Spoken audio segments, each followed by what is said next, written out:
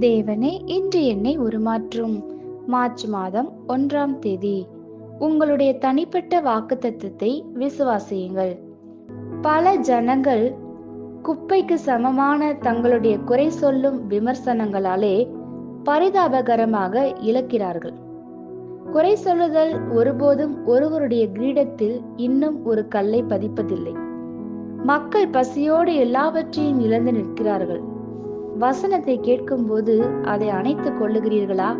ஒரு சகோதரர் ஏதாவது ஒரு வாகனத்தில் எப்பொழுது வேதவசனம் ஒட்டப்பட்டுள்ளதை கண்டாலும் அதை தனக்கென உரிமை கோரி விடுவதாக கூற கேட்டிருக்கிறேன்.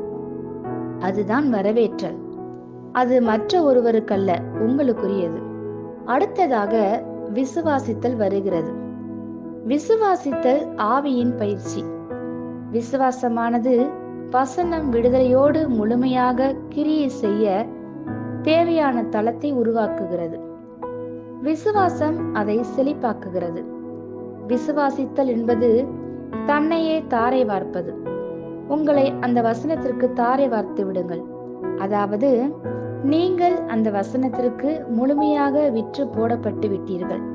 சூழ்நிலை கூறுவதை காட்டிலும் வசனம் கூறுவதே உங்களுக்கு மிக முக்கியமாகிறது. நீங்கள் நிதான அறிவின்படி செல்லாமல் வசனத்தின்படி, வெளிப்பாட்டின்படி மற்றும் விசுவாசத்தின்படி செல்லுகிறீர்கள். காரியங்கள் உலக சட்டத்தின்படி நடக்காமல் வசன சட்டத்தின்படி நடக்கும். தனிப்பட்ட தளத்தில் நீங்கள் செயல்படுகிறீர்கள். வசனம் விசுவாசிக்கிற உங்களுக்குள்ளே பலனும் செய்கிறது.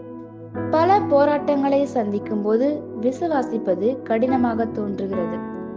விசுவாசித்தல் என்பது தேவனோடு ஒருமனப்படுவது. வசனம் கூறுவதற்கு ஆம் என்று கூறுவது சாத்தியமானது. தேவன் கூறுவது சரியென்று உங்களுக்குள்ளே நீங்கள் அறிந்திருக்கும் போது விசுவாசிப்பதற்கு கடினமாக இருக்காது. தேவனே சத்தியபரர் என்றும் எந்த மனுஷனும் பொய்யன் என்றும் பவுல் சொல்கிறார். விசுவாசம் உள்ளவர்களாய் மாத்திரம் இருங்கள். ஆமென். இந்த வார்த்தைகளினால் நீங்கள் ஆசீர்வதிக்கப்பட்டீர்கள் என்று நாங்கள் நம்புகிறோம்.